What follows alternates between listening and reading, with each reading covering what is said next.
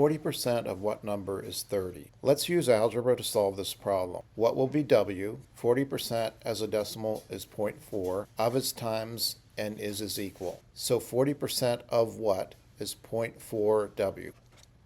Is equal 30.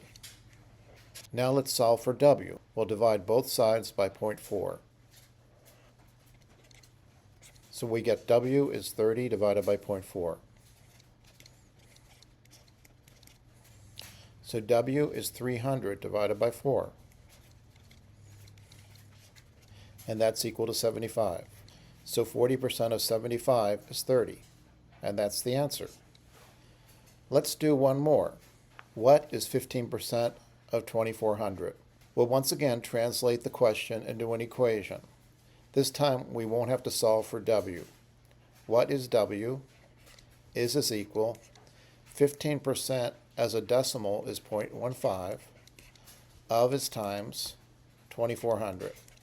So now we need only multiply 0.15 times 2400. And we got 360. So 360 is 15% of 2400. Thanks for watching.